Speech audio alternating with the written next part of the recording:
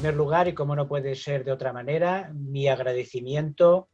a la decana del Colegio de Abogados de Mataró, María Pastor, y a toda su junta por esta amable invitación para poder hoy dar una charla sobre la sentencia de la sección 15 de la Audiencia Provincial de Barcelona respecto del IRPH. Esta conferencia la comparto con mi buena amiga y compañera de junta del Colegio de la Abogacía de Barcelona, Cristina Vallejo. Yo voy a hacer una breve introducción, luego a continuación me seguirá Cristina y luego en todo lo que vaya surgiendo iremos debatiendo sobre la cuestión. La verdad es que una vez que tuvimos conocimiento de la sentencia del Tribunal de Justicia de la Unión Europea de 3 de marzo del 2020, nosotros organizamos en el Colegio de la Abogacía de Barcelona una conferencia para analizar e interpretar esta sentencia en la que participó el propio magistrado que había planteado la cuestión prejudicial. Es más, vino incluso el que fuera magistrado de la Sala Primera del Tribunal Supremo y catedrático de Derecho Civil, don Javier Orduña, que junto con el señor Arroyo plantearon el voto particular en la sentencia de la Sala Primera del Tribunal Supremo sobre el IRPH. La verdad es que en aquella jornada yo tenía las cosas muy claras. Parecía que la sentencia del Tribunal de Justicia de la Unión Europea resolvía definitivamente la cuestión. ¿Cuál ha sido mi sorpresa cuando he ido leyendo todas y cada una de las sentencias que se están dictando por las audiencias provinciales de nuestro país y también por algunos juzgados ya de primera instancia? Lo cierto es que, como siempre hago, todas y cada una de esas sentencias las analizo con el máximo respeto, porque al final no cabe ninguna duda que los jueces interpretan el supuesto de hecho acorde con la jurisprudencia de la Sala Primera del Tribunal Supremo y también con las sentencias del Tribunal de Justicia de la Unión Europea y por supuesto, con la convicción de sus razonamientos jurídicos a la hora de resolver el caso concreto. Pero, con todos los respetos a la sentencia dictada con la sección 15 de la Audiencia Provincial de Barcelona, que tengo que decir que a mí me está generando muchas dudas esa sentencia, porque hay puntos en los que me convence plenamente y realmente creo que es una sentencia en la que es ponente el señor Fernández Seijo, que lleva a cabo una estructuración jurídica impecable, pero lo cierto es que cuando vuelvo otra vez a leer la sentencia del Tribunal de Justicia de 3 de marzo del 2020, me vuelven a generar dudas importantísimas. Quiero plantear dos cuestiones. La información previa que debe de facilitarse al cliente, al prestatario, por una parte, y si luego estamos ante cuestiones completamente distintas cuando hablamos del control de transparencia y del control de abusividad, si hablamos de situaciones autónomas e independientes o realmente una vez que llegamos al control de transparencia y se declara que una cláusula en concreto incumple ese control de transparencia, hay que efectuar luego un posterior control de abusividad. Es cierto que el Tribunal Supremo nos ha venido reiterando que una vez que se declara el control de transparencia, hay que acudir luego posteriormente al control de abusividad. Y así, en una reciente sentencia de 4 de febrero del 2020, el Tribunal Supremo insiste en ello. Es más, en una sentencia posterior, de 24 de febrero del 2020, el magistrado Pedro Vela, ponente de esa sentencia, llega a la conclusión, aunque obiter dicta, que como consecuencia de la ley de crédito inmobiliario, la ley 5/2009, se modifican los artículos 5 de la ley de condiciones generales de la contratación y 83 de la ley general de consumidores y que el supuesto de incumplimiento del control de transparencia conlleva de forma automática al supuesto de expulsión de la cláusula y de abusividad de la misma sin que tenga que efectuarse un posterior control de contenido y por lo tanto analizar si se produce desequilibrio o no se produce desequilibrio, aun cuando en esa propia sentencia de 24 de febrero del 2020 nos dice que habida cuenta que la reforma es del año 2019 y que cuando se formalizó el contrato era anterior, por lo tanto no puede acogerse esa doctrina que ahora parece debe de seguir la propia Sala Primera del Tribunal Supremo como consecuencia de la modificación de los citados artículos que comentaba, el 5 de la Ley de Condiciones Generales de la Contratación y el 83 de la Ley General de Consumidores y Usuarios. Yo, sinceramente, creo que cuando, como muy bien afirma el profesor Orduña, estamos ante principios de legalidad distintos cuando hablamos de control de transparencia y de control de abusividad. Abusividad siempre supone el desequilibrio y control de transparencia supone un incumplimiento distinto y que una vez que se ha incumplido ese control de transparencia supone la expulsión de la cláusula sin que deba de luego efectuarse un posterior control de contenido. Esa es mi opinión personal, opinión y tesis que mantiene el profesor Javier Orduña, y os remito a un reciente artículo que publica en la revista VLEX analizando esta sentencia de la sección 15 de la Audiencia Provincial de Barcelona. Pero muchas dudas interpretativas me genera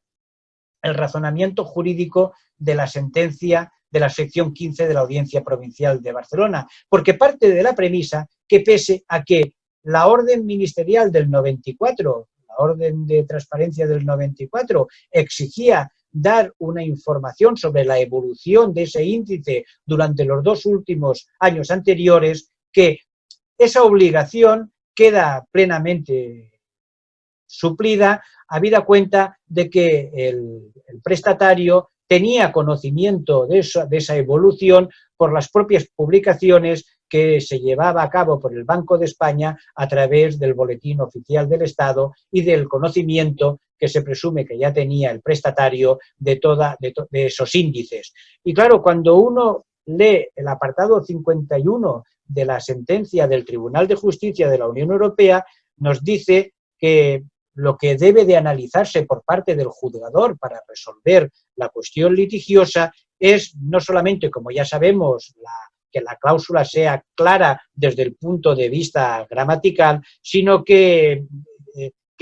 posibilite que el consumidor medio, normalmente informado y razonablemente atento y perspicaz, esté en condiciones de comprender el funcionamiento concreto del modo de cálculo de dicho tipo de interés y de valorar así, basándose en criterios precisos y comprensibles, las consecuencias económicas potencialmente significativas de tal cláusula sobre sus obligaciones financieras, y se remite, por supuesto, a las ya conocidas sentencias del Tribunal de Justicia de la Unión Europea, de entre ellas la de 30 de abril del 2014. Pero claro,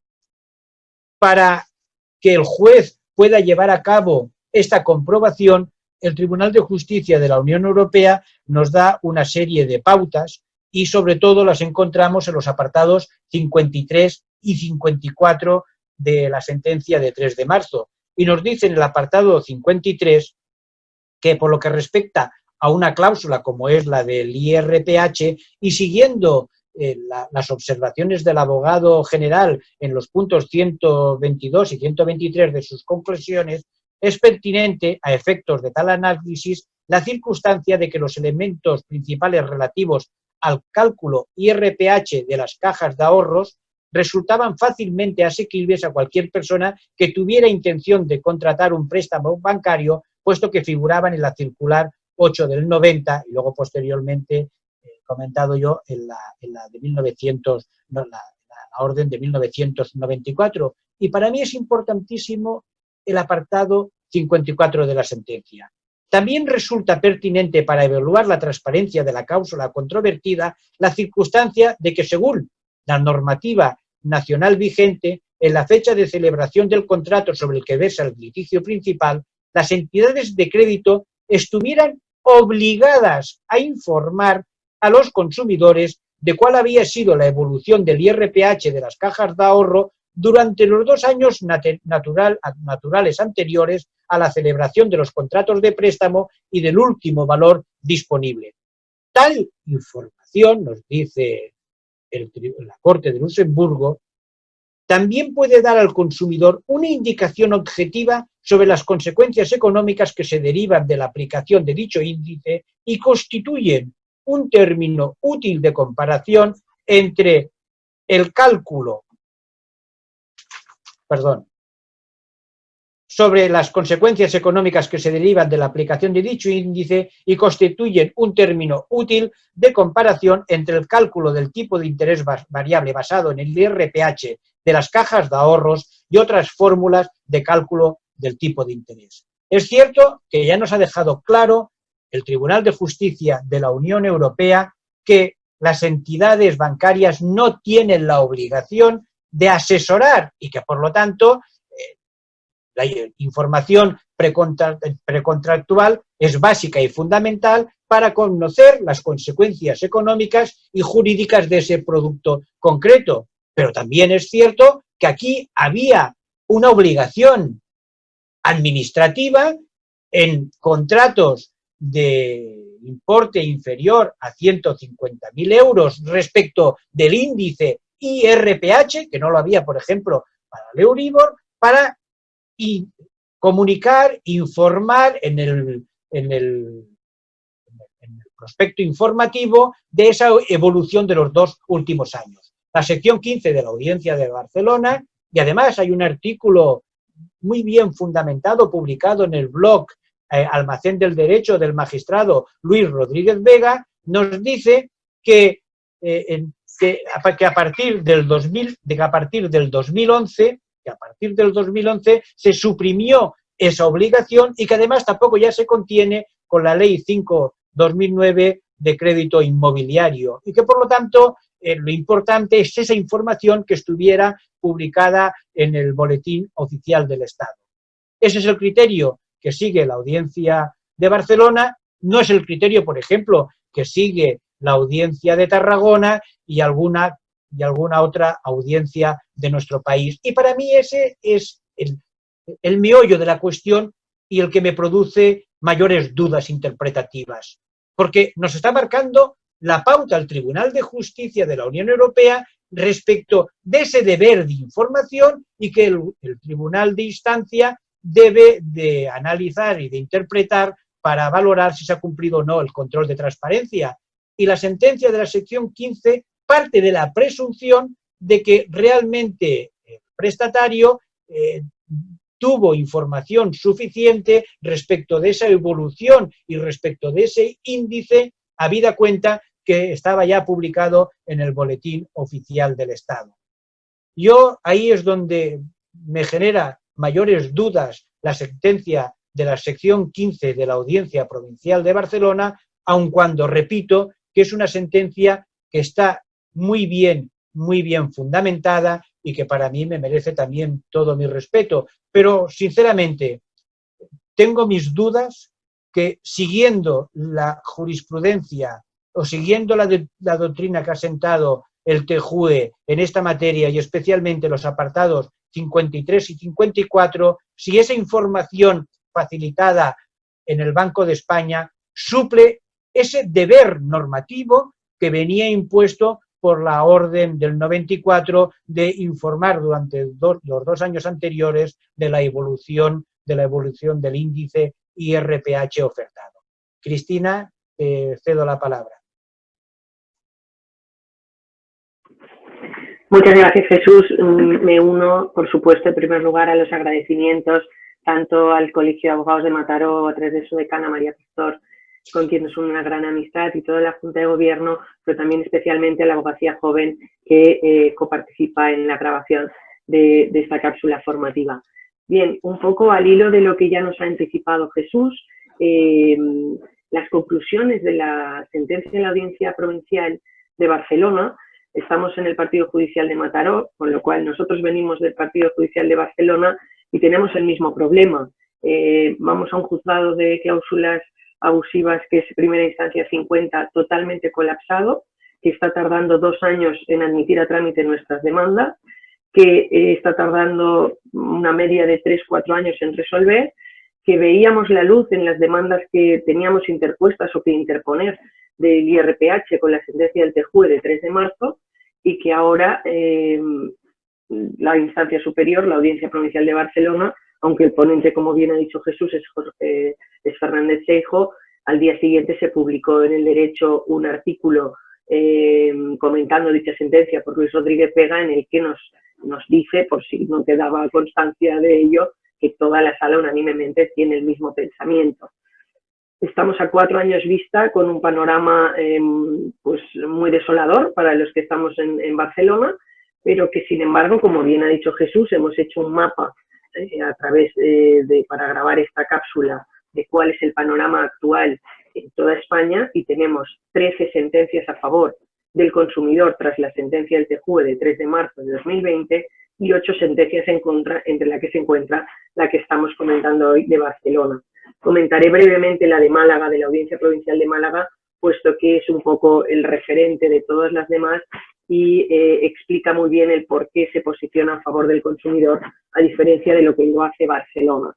En la sentencia de la Audiencia Provincial de Barcelona, aparte de lo que ya ha comentado por Jesús, nos vamos a unas conclusiones que la misma sentencia proclama para que tengamos claro el por qué no da la razón al consumidor, y nos dice, en primer lugar, que la cláusula referente a IRPH Cajas es transparente. Para ellos no genera ninguna duda, no es abusiva y es transparente. ¿El por qué? Porque los índices de referencia que publica el Banco de España no se deben considerar en sí mismos condiciones generales de la contratación y, por lo tanto, consideran que es transparente. Eso sí, nos deja la vía abierta para decir vamos caso por caso, y para el caso de que fuera abusiva, porque no controla, no supera los controles que ya nos ha explicado Jesús, nos dice, si fuera abusiva, tampoco lo sería, tampoco creen que haya el caso de un IRPH Cajas abusivo, puesto que al tiempo de firmarse el contrato no era perjudicial para el consumidor el IRPH y la entidad de crédito no ha actuado de mala fe, puesto que era un tipo oficial en aquel momento y es difícil defender que el banco actuara de mala fe. Y estoy utilizando palabras textuales de la sentencia. Nos dice que a la fecha de celebración del contrato no era perjudicial, la evolución que ha tenido el IRPH respecto al Euribor ha sido con el transcurso de los años y que, por lo tanto, estas circunstancias temporales no se le pueden atribuir a la entidad bancaria en el día de hoy, y que todas las cláusulas de IRPH que pretendemos que seamos nulas hoy por abusividad, por el desequilibrio de prestaciones entre prestatario y entidad crediticia, no se da por estas circunstancias. Claro, partimos de esas conclusiones totalmente negativas. Yo, como soy optimista por naturaleza, empiezo por lo malo y sigo por lo bueno. Tenemos una sentencia del TJUE, señores y señoras, del 3 de marzo de 2020, que, como bien decía Jesús, responde a 3 preguntas que formuló el magistrado González Gaudicana, primera instancia 38 de Barcelona, y que las responde de forma muy clara al criterio de quien nos está hablando. En primer lugar, nos dice que, por supuesto, que no es el índice IRPH un índice de aplicación obligatoria, y ello implica per se que los tribunales de instancia puedan entrar en ese control de incorporación y en ese control de abusividad, y no nos quedemos solamente en la redacción formal de la cláusula, sino que además podamos entrar en esa comprensión del consumidor. Comprensión que ya nos ha analizado Jesús, que para la Audiencia Provincial de Barcelona se supera con acudir al BOE. Tenemos que dar por hecho que un consumidor, atento y perspicaz, cuando iba a suscribir una hipoteca, no esperaba que la entidad crediticia le informara, sino que tenía que entrar en el Banco de España y en el BOE para ver cómo estaba evolucionando el índice. Me vais a permitir, pero para mí eso no es una información precontractual. ¿Qué nos dice la sentencia del TJUE para tener como un índice, nosotros que tenemos que formular las demandas y hablar con los clientes, porque habrá caso por caso, igual algún cliente sí que lo han informado? ¿Qué tipo de información estamos hablando? Nos iremos a los apartados 49, 50 y 51 de la sentencia del TJUE. Y de dichos 3 apartados los podremos preparar como abogados un formulario cuestionario que se lo entregaremos a los clientes y nos dará el quid de que si nuestra cláusula ha sido abusiva o no lo ha sido. En este caso, en la conferencia que se refería Jesús anteriormente, que celebramos en el Colegio de la Abogacía de Barcelona, Pancho González de Odicana nos decía, yo me leo estos 3 apartados, se lo pregunto a cualquier consumidor y todas las sentencias que voy a poner es que el IRPH es nulo, porque no se cumple ninguno de los requisitos. En primer lugar, apartado 49 nos dice que la información precontractual es fundamental, y fundamental lo ponemos en mayúsculas, subrayado y en negrito. ¿Qué significa? Que ese consumidor tiene que tener una oferta vinculante con carácter previo a la firma del contrato, que aunque estemos ante una subrogación del préstamo, se le tiene que prestar dicha información, que no consta evolución del índice ni en la escritura, ni en la oferta vinculante, que no existe, ni en ningún lado. Y como decía Jesús, no podemos suplir esa evolución de los 2 años porque me diga Barcelona que a partir del 29 de abril del 2012 la orden ministerial dejó de entrar en vigor. Porque, como bien ha dicho Jesús también, creo que en el apartado 54, si no me corriges, Jesús, tiene que estar en vigor en el día en que yo contraté. Entonces, todos los préstamos, como mínimo, cogiendo hasta los mismos argumentos negativos de la Audiencia Provincial de Barcelona, todos los préstamos que yo haya suscrito con anterioridad a la fecha 29 de abril del 2012, en que estaba en vigor esta orden ministerial, el banco estaba obligado a darme un panorama, un criterio, una evolución del índice respecto a otros índices de los 2 años anteriores. Y eso, me vais a dar la razón, de que seguro que en el 99% de los casos de nuestros clientes no lo tienen. Ninguna entidad crediticia que tiene la carga de la prueba de probar dichas evoluciones de los índices lo van a poder probar. Entonces, que las conclusiones de la audiencia sean que cumpliendo estos requisitos no solo es transparente, sino que no es abusiva porque nos tenemos que retrotraer ese momento temporal utilizando sus mismos argumentos. Si no me has cumplido la orden ministerial, discúlpame, pero no has cumplido con la información precontractual del apartado 49 de la sentencia de juicio. El apartado 50 da por hecho que el consumidor se halla en situación de inferioridad respecto al profesional del banco en lo relativo al nivel de información, con lo cual también nos da pistas de que no solo tienen la carga de la prueba, sino que de forma extensiva la entidad crediticia, aunque no nos asesore, nos tiene que prestar información. Y en este sentido, como os decía, la sentencia de la Audiencia Provincial de Málaga de 21 de abril del 2020, os la facilitaremos como documentación, nos dice en su página 49 en adelante y en concreto en la página 53 cuál es el conjunto de circunstancias que han rodeado la celebración del contrato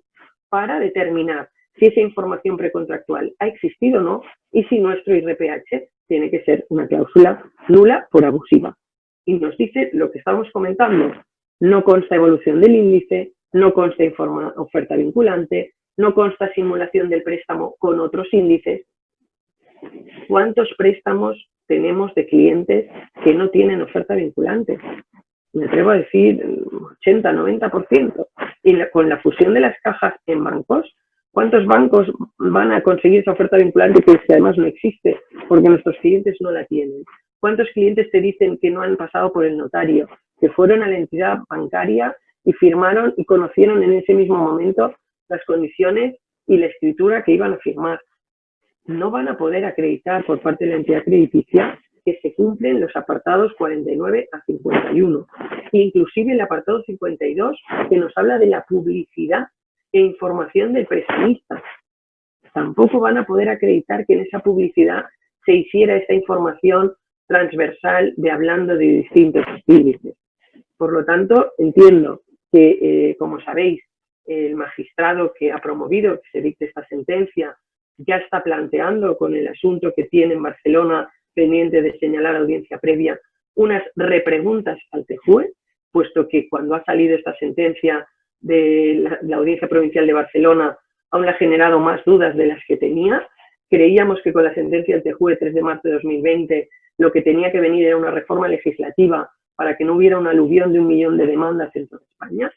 que quedaba claro que el índice IRPH, la cláusula que contiene el índice IRPH y su información contractual no había sido transparente, que estábamos ante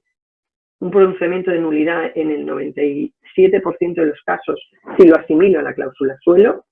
y este jarro de agua fría, la verdad es que agradecemos al juez europeo, porque no se le puede llamar de otra manera, a González de Audicana, que esté planteando unas repreguntas para que la forma de interpretación de esta sentencia por parte de la Audiencia Provincial de Barcelona, y en su caso veremos por parte del Tribunal Supremo, que sabemos que tiene pendiente de resolver una serie de recursos,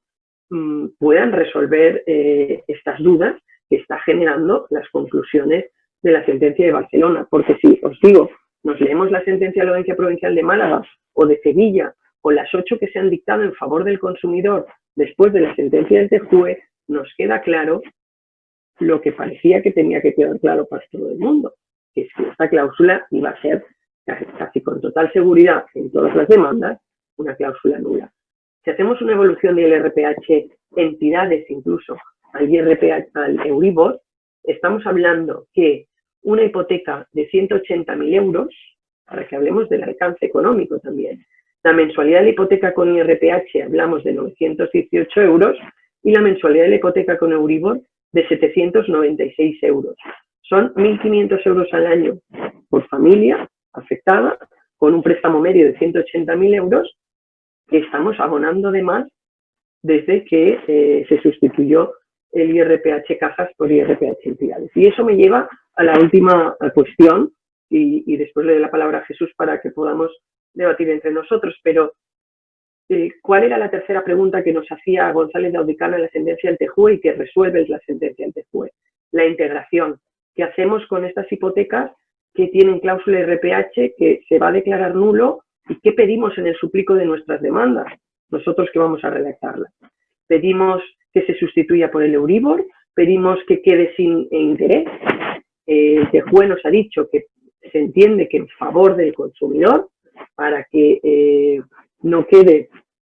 un préstamo, ya lo vimos con el Tribunal Supremo en el vencimiento anticipado, no quede un préstamo sin subsistir, que tendemos a la integración, también ha sido un poco sorpresa, pero bueno, ya lo vimos con el vencimiento anticipado, y tendemos a una integración con el principio disuasorio que recoge el derecho europeo y que tiene que ser en beneficio del consumidor. No tiene ningún sentido que la sentencia de la Audiencia Provincial de Barcelona me diga que en el peor de los casos, si se declara nula por abusiva, el índice que me van a aplicar a mi hipoteca va a ser el IRPH entidades, porque para eso no hace falta recorrer un camino de 5 años, ya me quedo como estoy.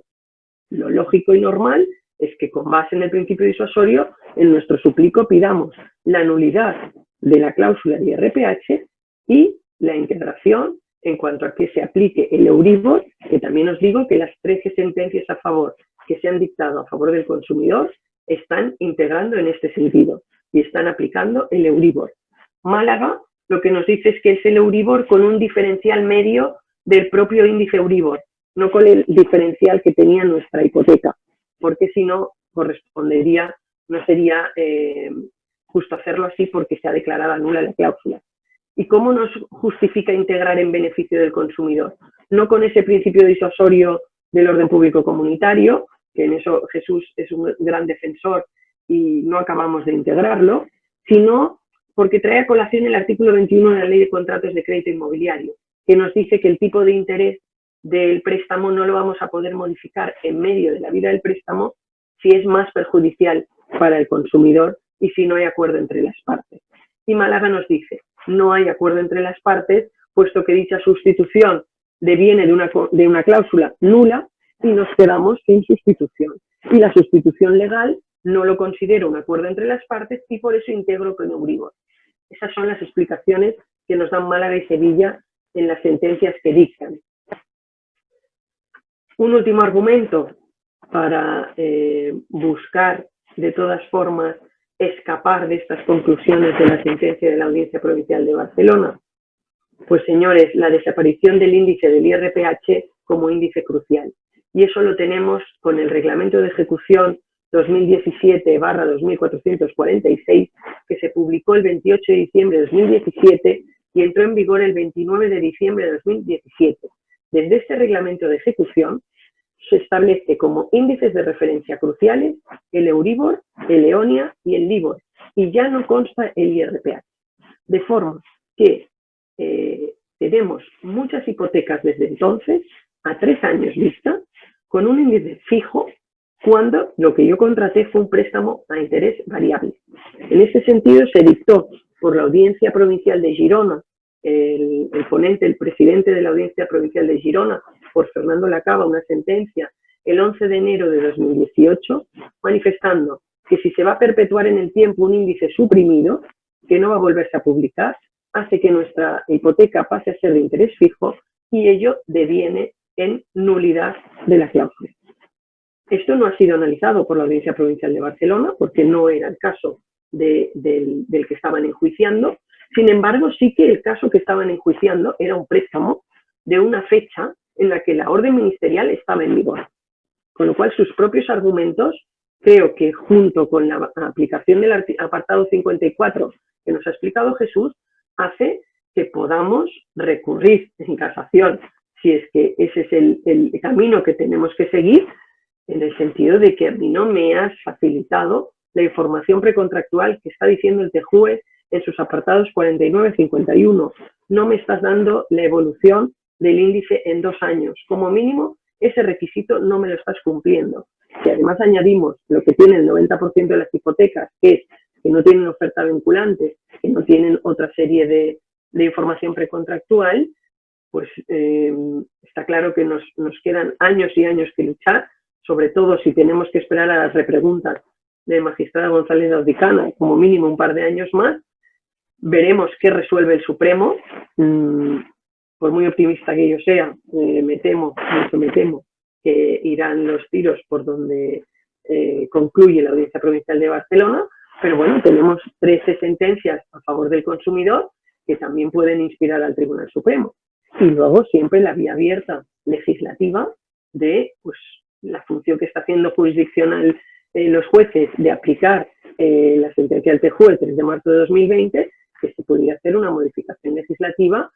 aplicando la sustitución de este IRPH entidades, que además ha dejado de ser un índice crucial desde el 2017, que se pudiera integrar por un Euribor con un diferencial que nos guste a todos. No digo que sea un diferencial como el que era el del IRPH, pero que dejemos de pleitear 5, 6, 8 años, que es el panorama que tenemos ahora por delante, con una sentencia del TJUE el 3 de marzo de 2020 que tenía que allanarnos el camino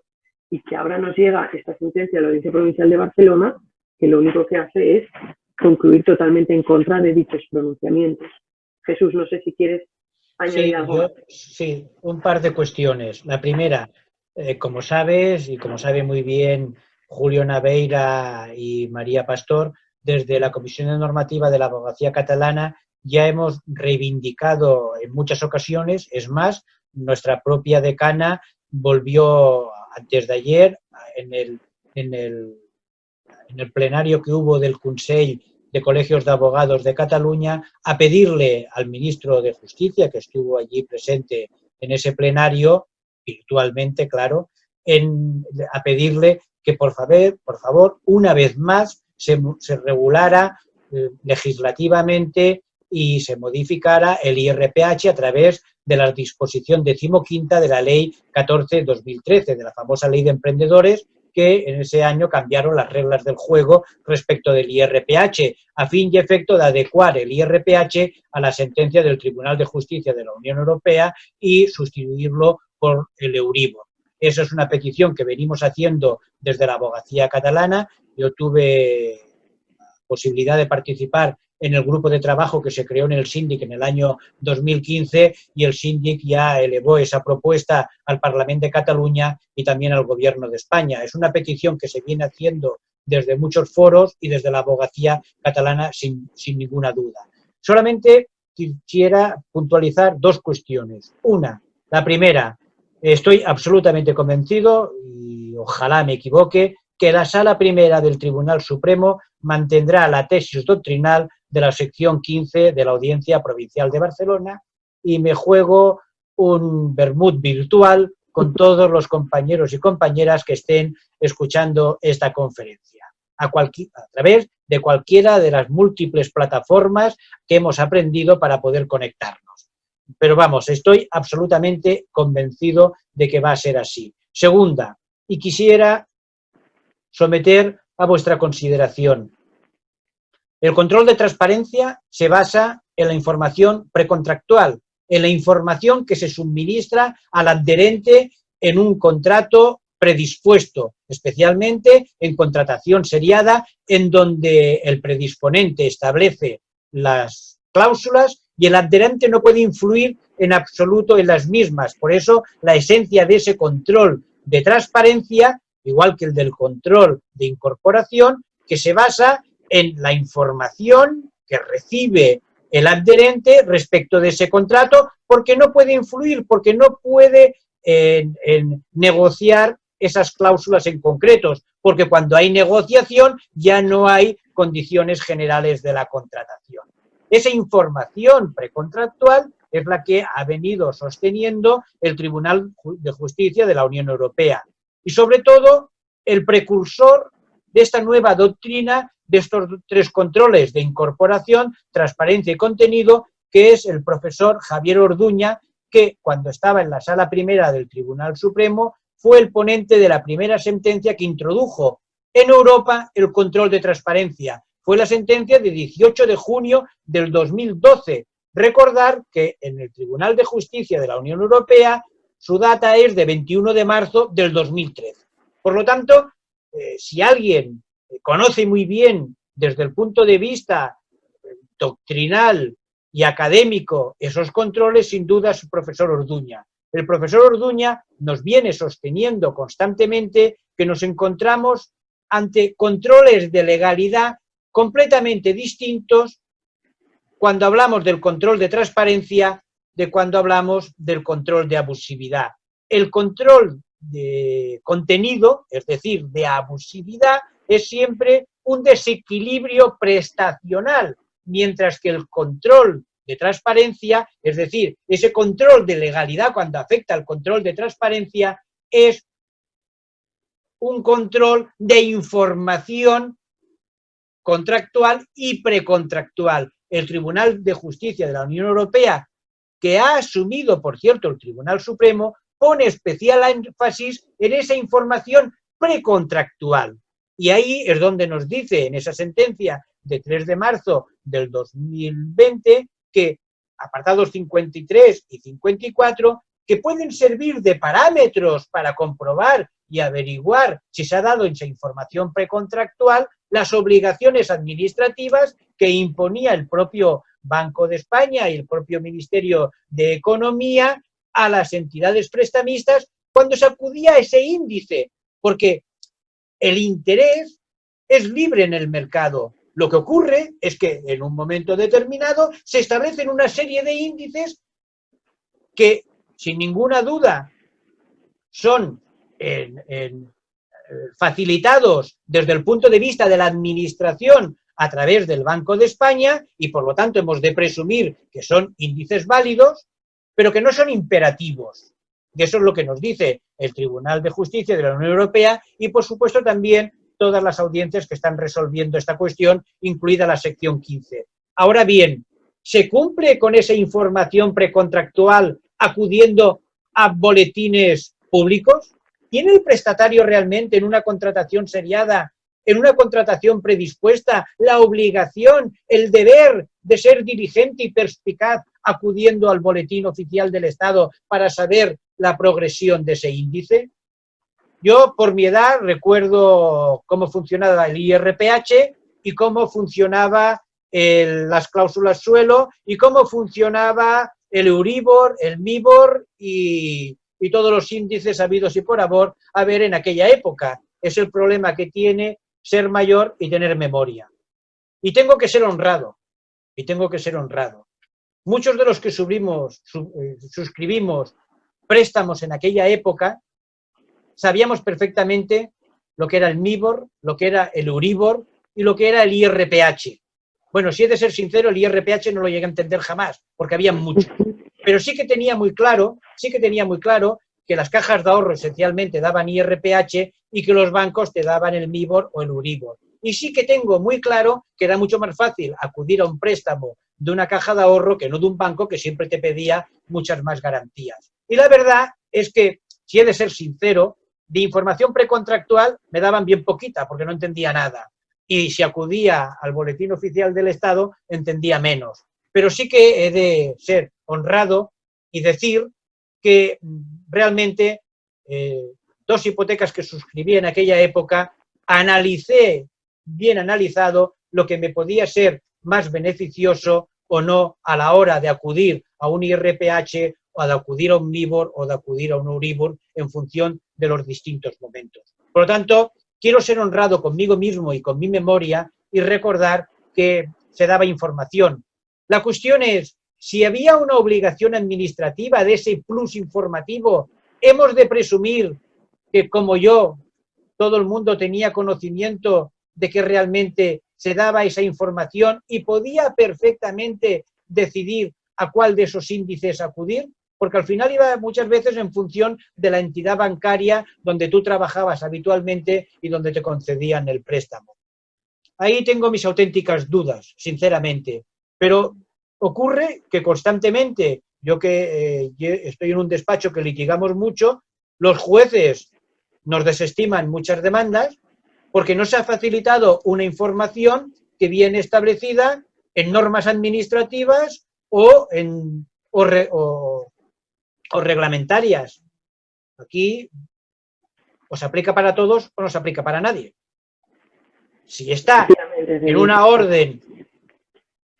ministerial una obligación, ¿ese incumplimiento conlleva solamente una sanción administrativa o es un plus que está obligado a facilitar la entidad bancaria? Ahí lo dejo, pero insisto, lo que yo sí que no comparto en absoluto es que esos controles de transparencia y de contenido, que para mí son autónomos y distintos, nos lleven a la conclusión de que, aun cuando el juez declare que se ha incumplido el control de transparencia, en estos supuestos no se produce desequilibrio. Primero, porque el control de transparencia automáticamente provoca la expulsión de la cláusula, de acuerdo con ese orden público comunitario y los efectos del artículo 6 de la Directiva 93/13, sobre todo a partir de la sentencia de 6 de octubre del 2009 del Tribunal de Justicia de la Unión Europea. Y segundo, porque el desequilibrio se produce, y nos lo acaba de explicar muy bien Cristina, con el diferencial que acabas pagando entre un Euribor y un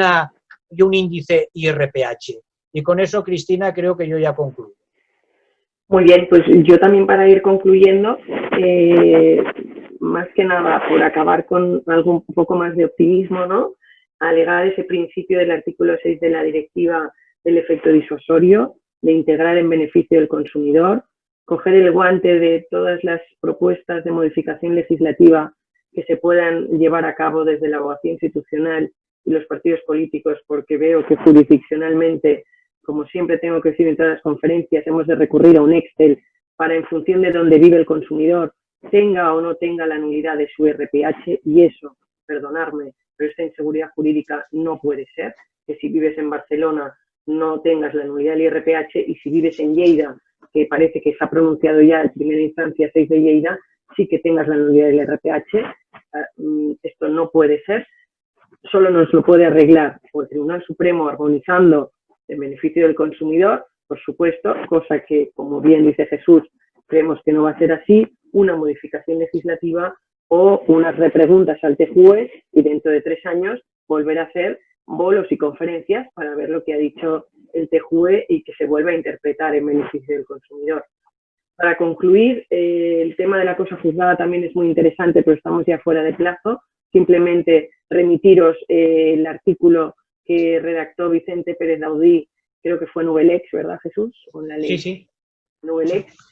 donde él lo que tiene claro es que no hay cosa juzgada. Dictaba la sentencia del TJUE si un consumidor había acudido a los tribunales, puesto que se había aplicado la sentencia del Tribunal Supremo de 2017, tiene los mismos efectos que una sentencia desestimatoria por acogida de una excepción procesal. No se entró en el fondo del asunto y, por lo tanto, estaríamos abiertos a poder interponer una nueva demanda, sea con este panorama más negativo, pero podemos hacerlo.